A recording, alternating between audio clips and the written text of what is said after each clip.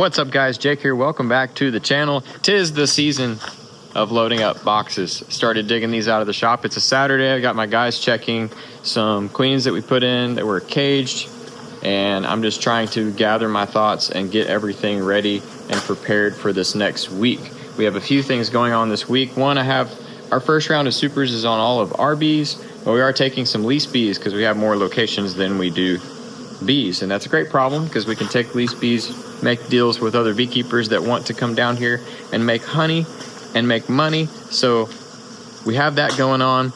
I have starting tonight, or starting tomorrow morning technically, I've got a load every night at about 2 a.m.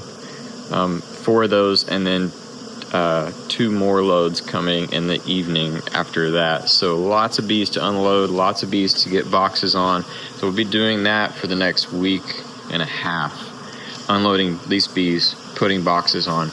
So I'm super excited about that. Hopefully that can help us make some more product to be able to sell real Texas honey. I'm pumped about that.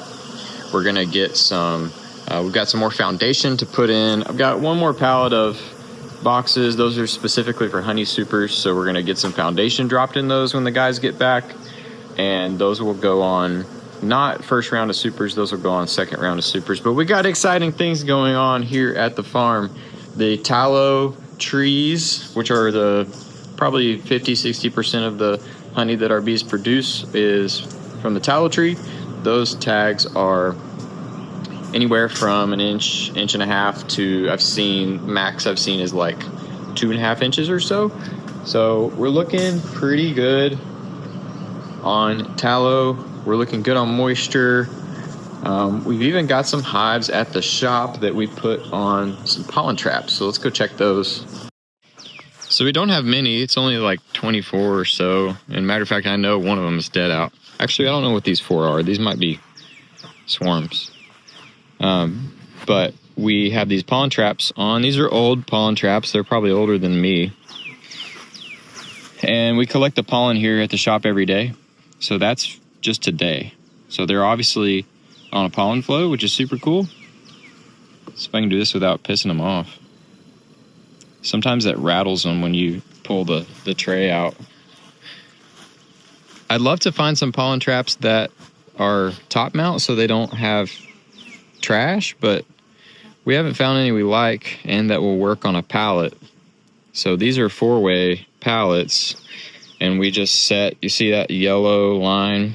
We set them up off of the pallet so that they have to go through the pollen trap and the pollen gets removed. So if you know of any good pollen traps that would work with a 4-way pallet that are effective, let me know. That one's getting robbed out. It's dead. We don't keep too many here because I don't want bees around the shop. I want as little bees around the shop as possible because we're in and out of our shops and we have boxes everywhere. So that's the goal with that. And you have to collect it every day.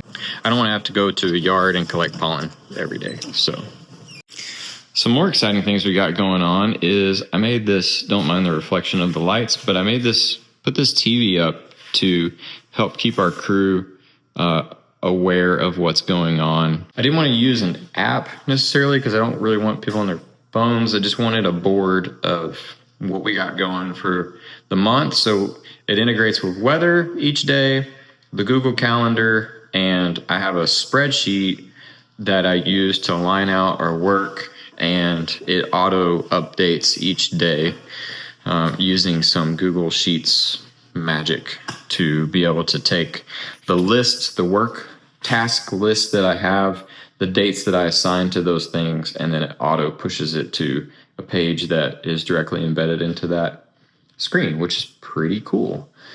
Another exciting thing we got going on, this video is full of exciting things. It's not really full of much bee work, but it's full of exciting updates for the company. We started talking with actually one of you guys, one of the viewers of this channel, which is crazy, about packing automation and the growth that's going to come with that. So obviously we are striving to scale.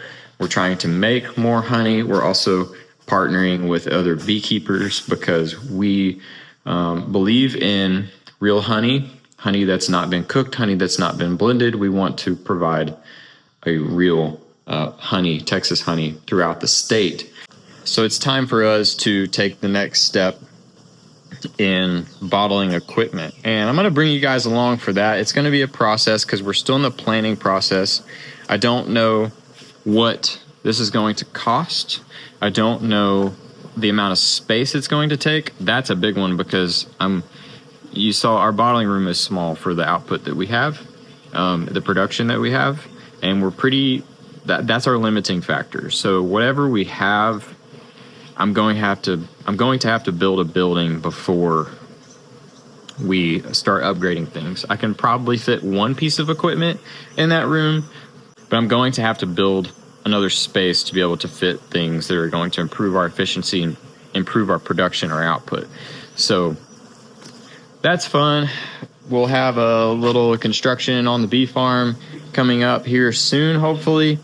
But yeah, we're right in the beginning of the honey flow season. I've got a bunch of empty barrels over here and a bunch of empty barrels way over here that I'm hoping to get filled. So that's the goal. We'll see how that goes over the next 6 weeks. But we're right at the beginning.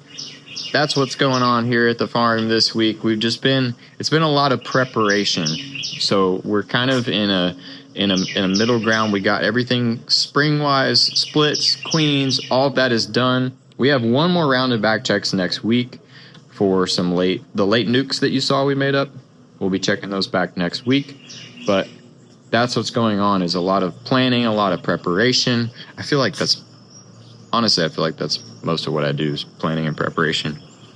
But we're going to be out in the bee yard next week putting on boxes.